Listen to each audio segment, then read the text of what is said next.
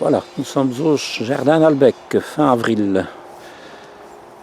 Et voilà, je vais un peu vous montrer la plantation des choux en pépinière. C'est-à-dire que on repique des choux en attente avant de les remettre en place définitivement. Donc ceux-ci ont été repiqués il y a environ 15 jours. Donc sans eau, donc repiquage par 3. Voilà, ça permet de renforcer les plants. Donc il y a un peu de tout, chou rouge, chou vert, chou fleur, chou kale, chou brocoli, chou de Bruxelles. Donc ici ils peuvent facilement poursuivre leur croissance. Une fois qu'ils seront plus grands, on les mettra donc en place définitivement. Voilà, donc j'ai encore ramené ici quelques pots donc, qui ont été semés un peu plus tardivement. Donc on a une vingtaine de plants ici par pot, même parfois plus, parfois une trentaine. Donc ici les choux de Bruxelles. Donc on peut voir que c'est assez serré en pot, mais donc ça permet quand même de les hâter et de les faire pousser dans de bonnes conditions, donc dans une terre saine, sans risque de dernier du chou. Donc c'est dans du terreau. Et par la suite on vient repiquer, donc ici dans la continuité. Donc on y met des tunnels, pourquoi? Parce que évidemment on est confronté à des lapins sauvages ici au jardin d'Albec. Donc obligé de les protéger, sinon ils viennent tout brouter le fruit de notre travail. Voilà un des lapins sauvages en question. Il vient prospecter.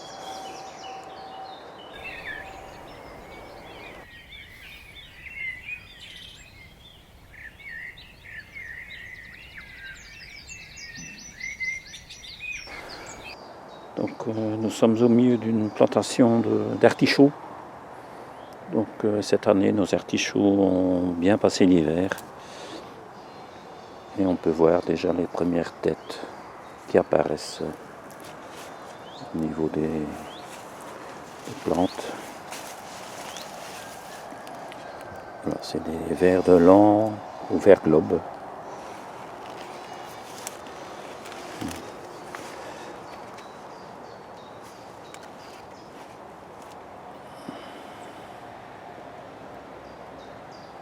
Voilà, donc ça, on pourra les déguster là bientôt. Encore une paire de semaines de pousses. Voilà, culture facile. Donc quand on a des hivers pas trop rudes, ici dans le nord de la France ou nord-ouest de la Belgique, ça se passe très bien. Voilà, ici une variété violette. Déjà plusieurs bourgeons.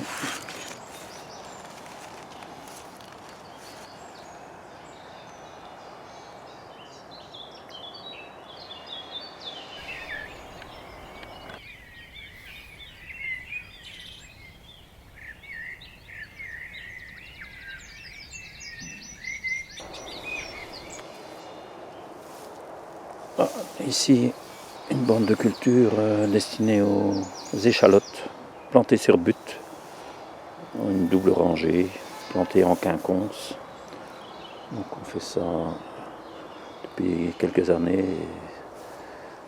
Comme on a parfois des étés assez humides, ça permet de garder les aliacées en bonne santé, sans trop d'humidité.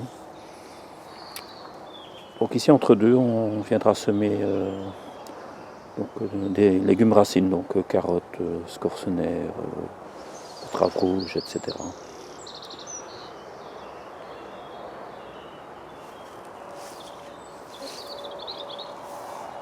Alors, ici, on a réalisé un petit système D. Donc,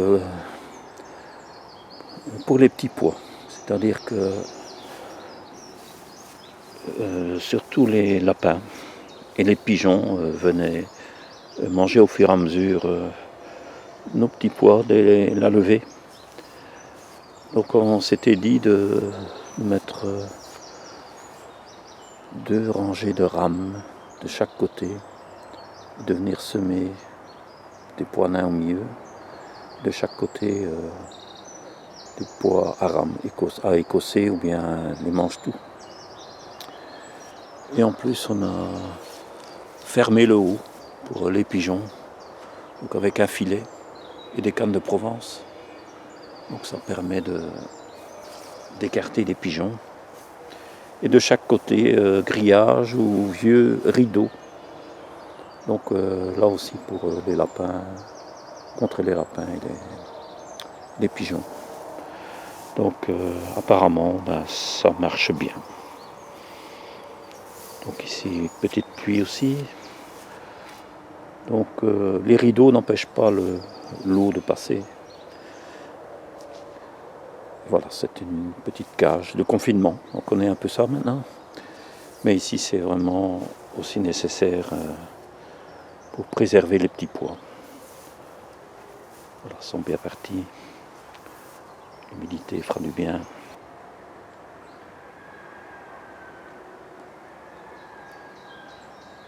De moins en moins peur. Bien plus farouche.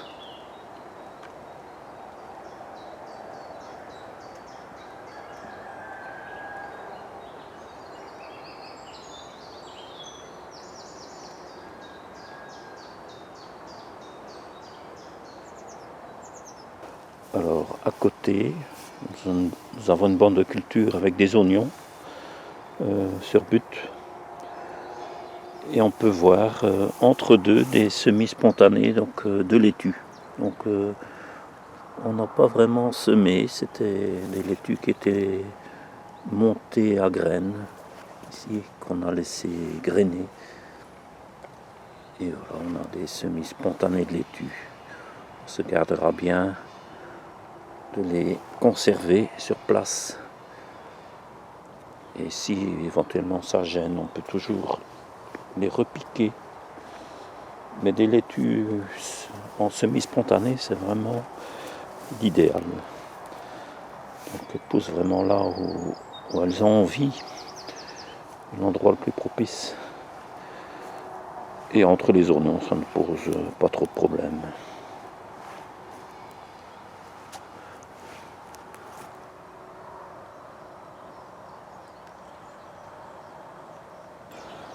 Là, la floraison des arbres se prend fin, donc il y a encore quand même quelques pommiers qui fleurissent. Mais les poiriers, tout ça, c'est déjà terminé.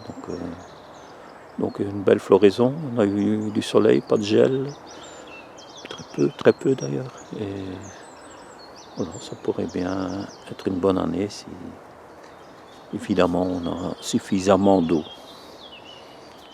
Parce que maintenant on craint de plus en plus les sécheresses. Et voilà, c'est quand même problématique. Donc il faut bien sûr pailler le maximum. Donc ici, où on voit le paillis, c'est une plantation de pommes de terre. On peut aller voir d'ailleurs.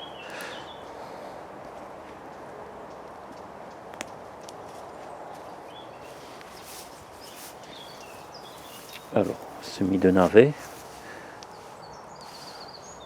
Ici, entre des rangées de framboisiers, voilà, ça lève bien.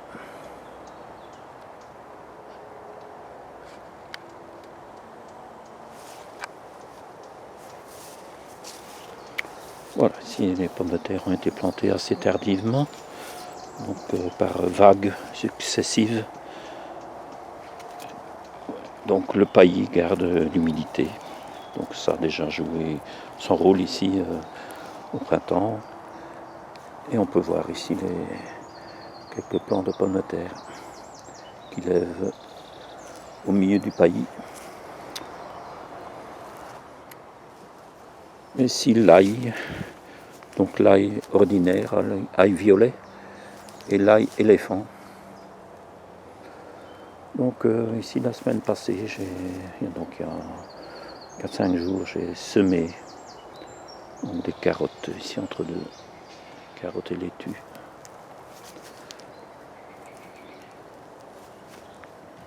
Donc la petite pluie, ça fera du bien.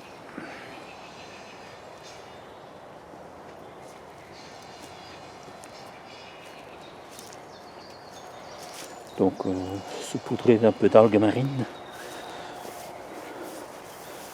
ça fait énormément de bien. Alors, oui, j'ai planté plutôt, j'ai semé des betteraves rouges ici, betteraves rouges et carottes, des demi-longues touchons, donc assez actifs.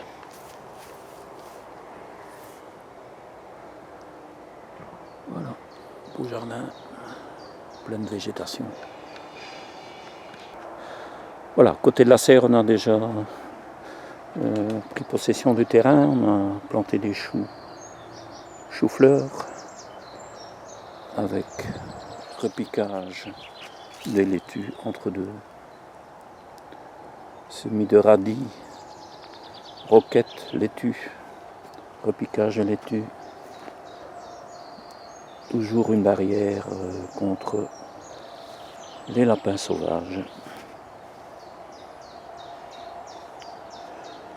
Donc pareil de l'autre côté, donc, là aussi des choux blancs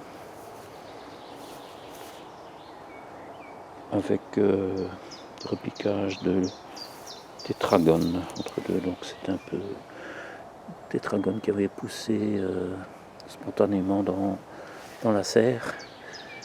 Alors on peut voir, donc on a fait un paillis avec la Clayton de Cuba lors du repiquage, donc ça a permis de garder l'humidité et les plombs. Voilà, c'est parti. Les choux aussi.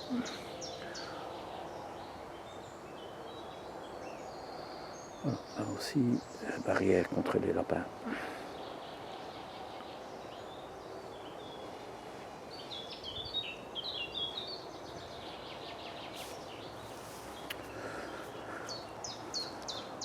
Donc on a déjà préparé les tipis pour y planter les haricots rames. Donc ça va se faire ici dans la semaine. Et après début mai aussi. Ici on a prévu notre endroit pour implanter notre abri à tomates. Donc avec des pieux en tôle galvanisée. On enfonce dans le sol. Et ensuite on viendra mettre la structure et les tomates.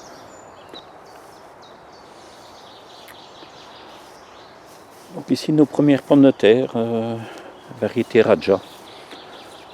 Donc un premier butage a eu lieu.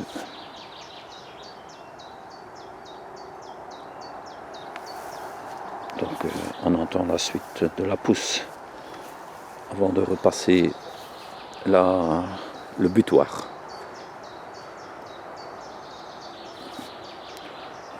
Ici à côté, un semis de plants de poireaux. Donc ça commence à peine à sortir.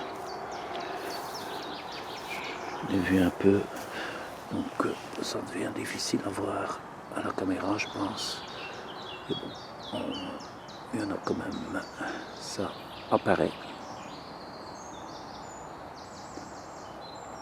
C'est un peu, donc, notre provision de plants. Ils seront repiqués donc après l'arrachage des pommes de terre.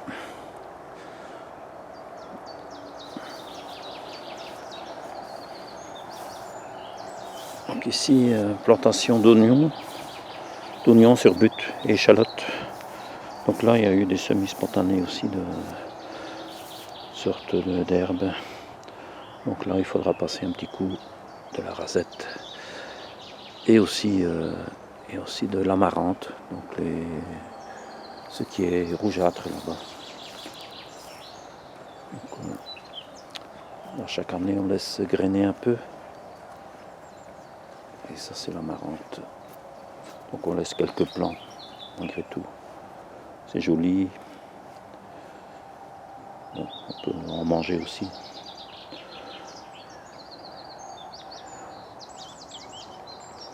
Voilà, toujours plantation sur but.